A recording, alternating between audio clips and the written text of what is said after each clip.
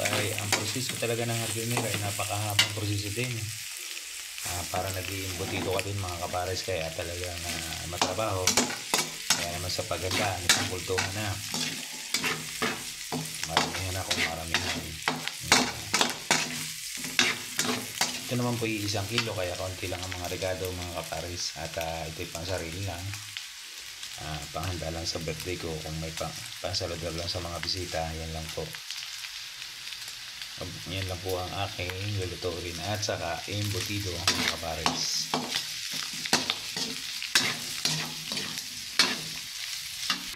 Ayan mga kapares, at lalagyan natin siya ng paminta. Ayan. At lalagyan na rin natin siya ng rino.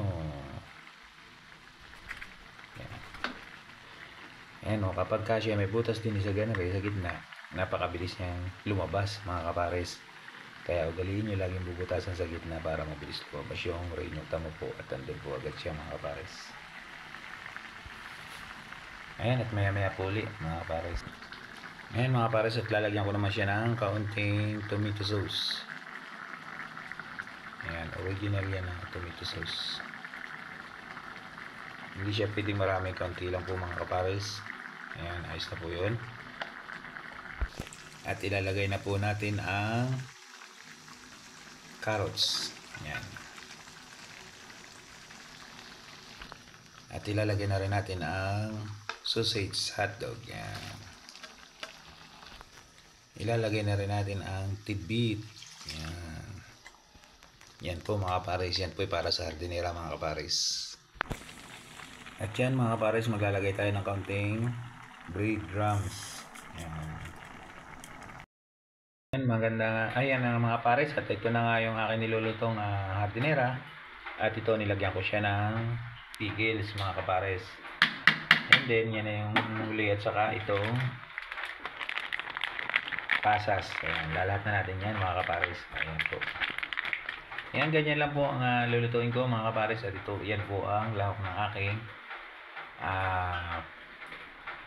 hardinera. At mamaya pag malamig na, and then lalagyan natin siya ng cheese at saka itlog na hilaw, at hintayin lang po natin siya lumamig. Pero ito ay akin muna lutuin ng maayos mga kapares.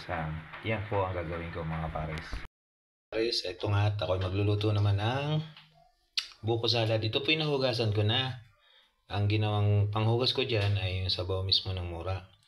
Kasi kapag naghugas ka dyan ng tubig, mawawala ng lasa yung sabaw ng mura. Kaya ang ginawa ko po dyan ay ang sabaw ng mura ang pinanghugas ko. Kasi kapag tubig, wala na pong lasa.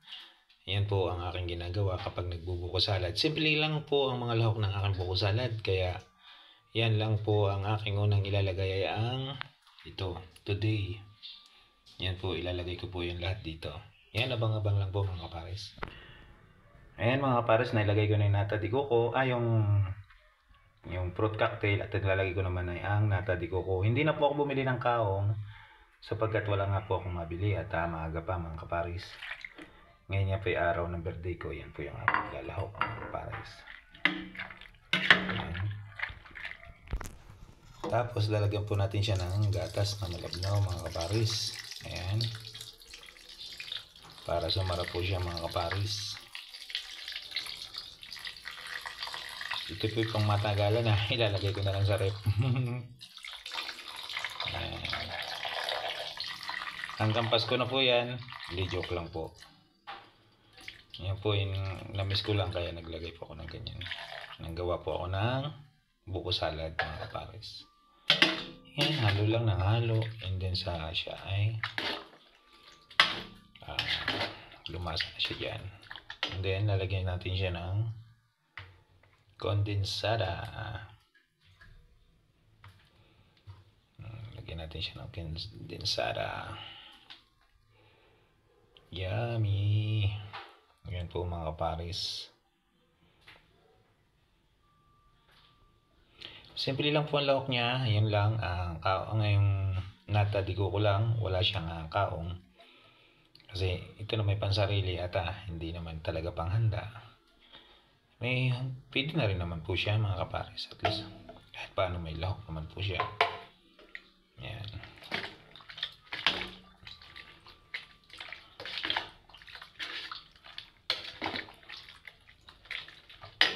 At kulang yan. Kaya ilalagay pa natin itong isa. Up.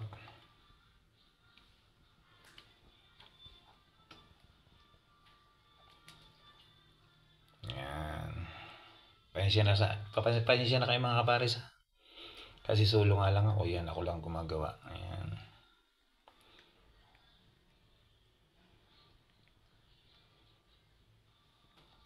Sarap.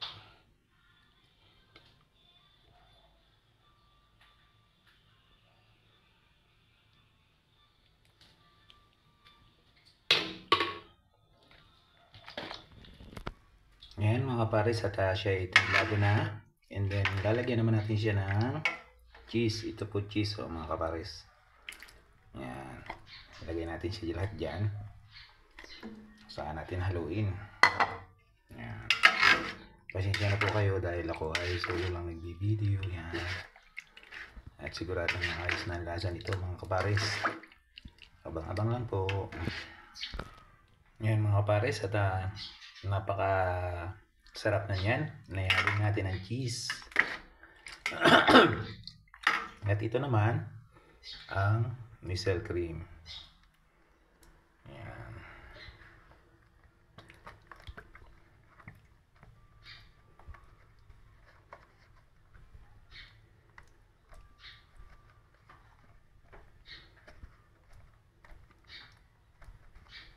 Ayan, napakasimple lang po ng aking buko salad mga kapares. At ayan, at finish na po siya mga kapares. Ilalagay ko na po siya sa rep. Nasa ganun lumamig na, at pwede na po siyang kainin mga kapares. Ayan, hanggang dyan na lang po. Mamaya po ulit. Ayan mga kapares, at ayan. At malamig na nga yung aking gagawing hardinera. Nilagyan ko na po siya ng cheese. And then kulang pa po siya. Lalagyan ko pa rin po siya ng itlog po mga kapares. Ayan mga kapares, at nilagyan ko na siya ng itlog, at mayroon na din siyang cheese.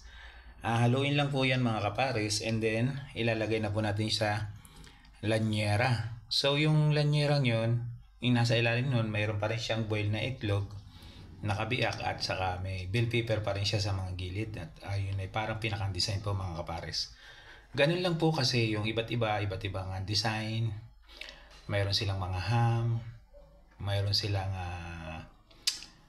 pineapple chunk. So hindi na tayo naglagay nung kasi may tidbit na naman din sa loob. And then yun lang naman ay ang purpose lang naman po nung nasa ilalim na yun ay design po mga kapares.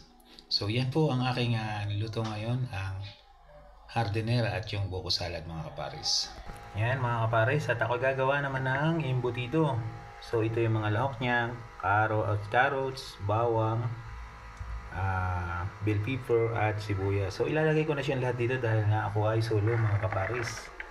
And then kulang pa po yan, kaya abang-abang lang po. Ayan. Ayan mga kapares, ang nilagay ko sa kanya ay maling, kinchay, and pickles. Yan po, paghahalo-haluin ko lang po yan mga kapares. Kaya yan lang po ang aking lalahok, pero mayroon pa po yan, kulang pa po. Abang-abang lang po. Ayan mga kapares, at nilagyan ko na siya ng breadcrumbs. Yan po yung nilagay ko. At ang kasunod naman po niyan ay ang itlog po, ilalagay ko na rin po. Ayan mga kapares, at nilagyan ko na siya ng itlog at saka cheese. Ayan, paghalo-haloin ko sila dyan, and then at babalutin ko na siya sa foil mga kapares. Abang-abang lang po mga kapares. At nilagyan ko na siya ng pasas. At yan ang katapusang ricado niyan mga kapares. At and then mamaya ayan, babalutin ko na po siya sa foil. Ayan, hanggang dito na lang po mga kapares. Mamaya po ulit.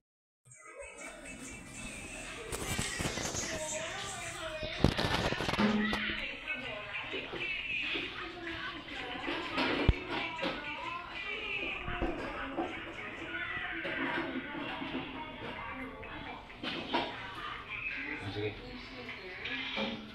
Dito lang. Hindi natin ang dahon ng saging pa ilalim. Pangit. Ayan. Okay. Tapos, din na. Nasaan na yung aking lagyan? Sige na, dito. Dito na lang. Dito na lang. Dito. Ano bang pwesto natin? Tama, dito ako.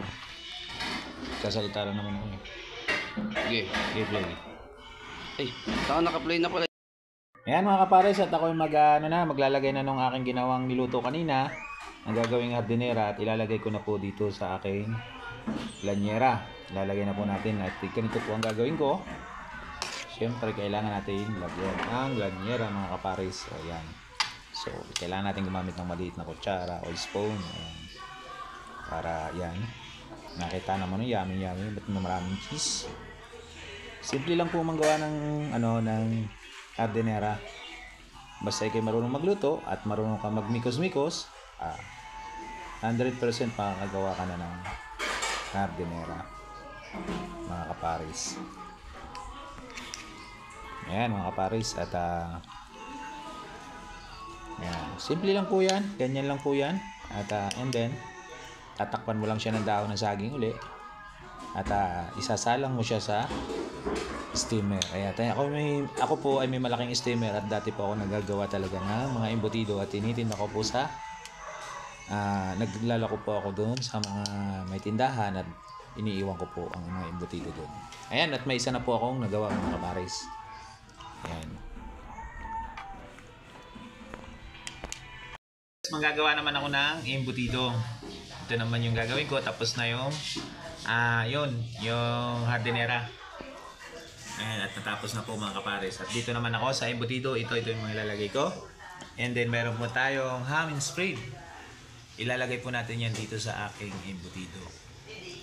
Ayan po ang magpapasarap lalo sa aking embutido mga kapares.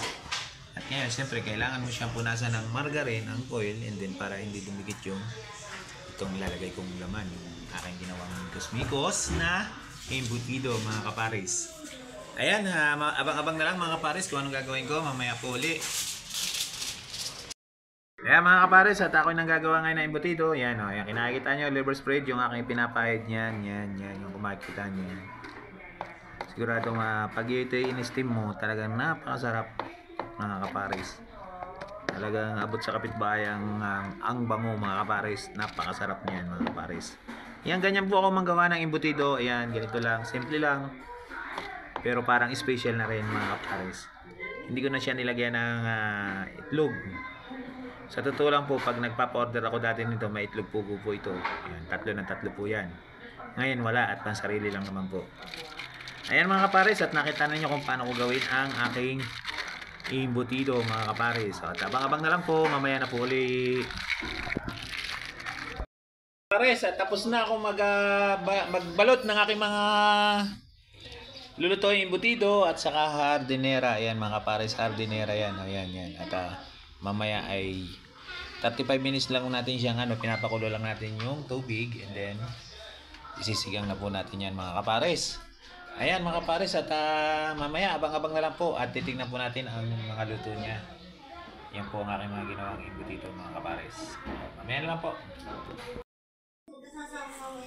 Ayan, ito naman mga kapares, at meron pa akong lulutuin, at ito nga ay ang Doña Aurora. Ayan, kung makikita ninyo, at itong dilaw na inalis ang puti at binukod ang dilaw.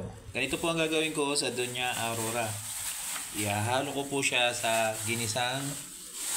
giniling. Yan. Ito po may mga lahok na kompleto na rin yan.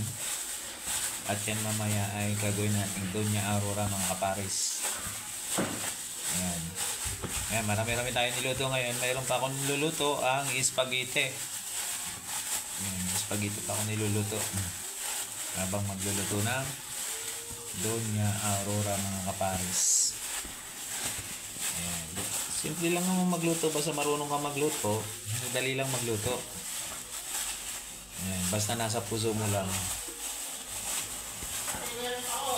Lagi ka lang positive sa mga niluluto mo. Kailangan lagi masarap at magugustuhan ng mga customer mo o pamilya mo pag ikaw ay nagluluto.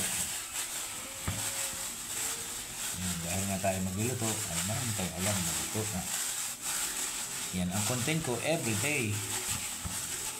Kaya hindi tayo maubusan ng mga special na luto. Yung mga simpleng luto lang, marami din.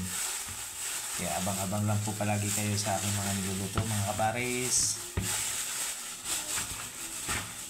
Bukod sa aking parisan, ayan.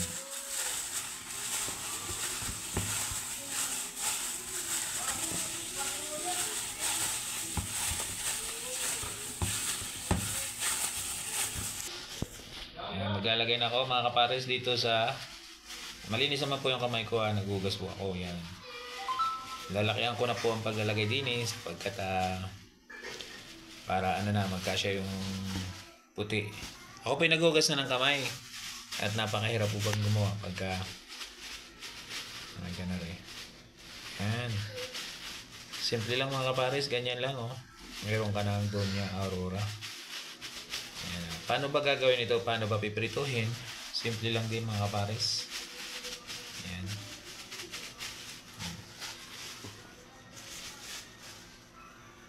Ayan, ito mga kapares, ayan na. Meron na tayo sa Doña Aurora. Di ba? Nasaan na yung lagay? Ayan. Dito natin siya ilalagay mga kapares.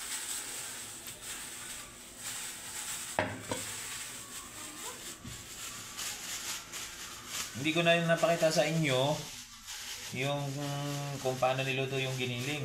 Kanina kasi maraming gawa, ayun. Hindi na napakita. Pero ito yung giniling lang, and then may patatas, may carrots, kailangan labog yung carrots, at saka yung patatas, para siya ay gana rin maging mayabo siya. Yan. Yan po lang. Ganyan lang po mga kapares, at simple-simple lang po, kaya abang-abang lang po, mamaya na lang po ulit. Yan mga kapares, at nakaluto na ako ng isang hardinera. So ngayon, medyo malambot pa siya ng konti sapagkat mainit pa po siya. Pero yan po ang kinalabasan ng aking hardinera. Ayan mga kapares, at nakaluto na ako ng hardinera, at ang imbutido naman ipapakita ko sa inyo maya na konti. Magandang tanghali mga kapares, nagluluto naman ako ng spaghetti. At ito nga po niluluto ko yung giniling. Ayan, giniling lang po na baboy. Hindi ako nakabili ng giniling na baka. Wala akong mabili. So giniling na baboy na lang. Ayan, at ito ngayon, yung sauce ng aking spaghetti mga kapares. Mga kapares, ito naman pala yung aking gagawing Doña Aurora. At dito ko siya piprituhin sa pinagprituhan na lechon. Ayan, dito ko po yung piprituhin sa pinagprituhan na lechon mga kapares. Kung makikita nyo yan, malinis po yan at yan po yung aming sinala. Ayan po, kung makikita nyo yung golden brown, ganyan lang po talaga ang pinagprituhan na lechon mga kapares. Hindi na yan. Ayan, ito lang. Diretso lang po ako sa pagluluto. At matatapos na. At hindi mamaya-maya lang. Maglalive na ang kuya to. Pagkatapos magluto. Maliligo lang. Magpapabango para mabango. Kahit walang bango. Yun lang mga kapares. At mamaya-maya ulit. Ngayon mga kapares, at ako nagigisa na ng para sa sauce ng aking spaghetti. Ayan po. Nakaluto na rin po ako ng pasta. Kaya ito yung niluluto ko na para mamaya wala na problema, kakain na lang yung aking kaunting bisita. Hindi rin yung iba at mga nakasama ko rin sa bahay. Ayan. Simple lang, ganyan-ganyan lang. Luto-luto lang. Pag may time. Ayan, at talagang maraming menu pa kayo mapapanood sa akin mga kapares, kaya lagi niyo akong abangan every dance at makakita kayo ng mga iba't ibang niluluto ni kapares. Ayan.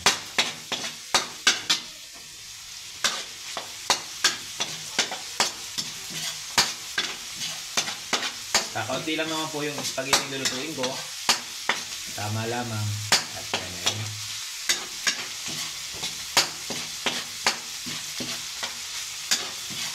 Then, lagay natin ang sibuyas again.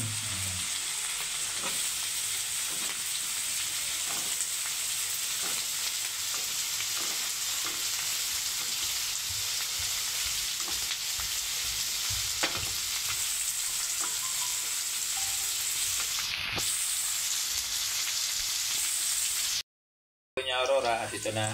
At pangalawang sigang na ito mga kapares, hindi lang na video. And then, hinahayaan lang namin yan. Maya-maya na konti. Ganyan-ganyan lang yan mga pares. Hindi siya pwedeng pagulong-gulungin at hindi siya pwedeng i-roll. Kasi posibilidad na maghiwa-hiwalay sila. Kaya ganyan lang po yan.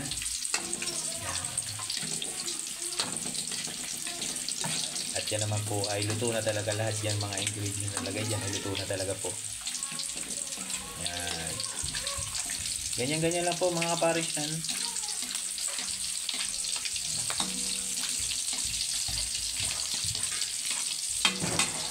Ito na.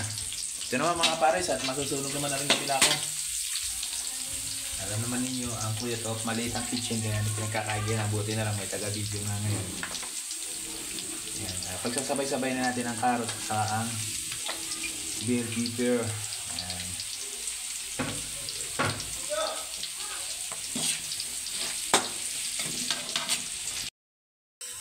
Yan mga kapares at ayan.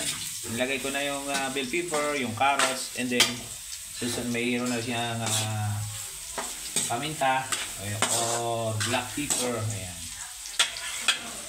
At lalagyan natin ng hotdog. Diba may carrots ang aking spaghetti.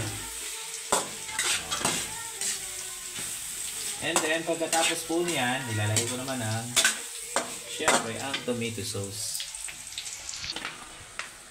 Ayan mga kapares at nilagay ko na Italian style. Ayan. Sauce.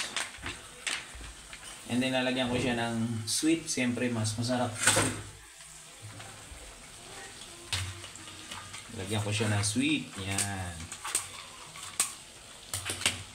At ito ang sweet. Para mas masarap mga kapares. Yan ang aking spaghetti. Ayan.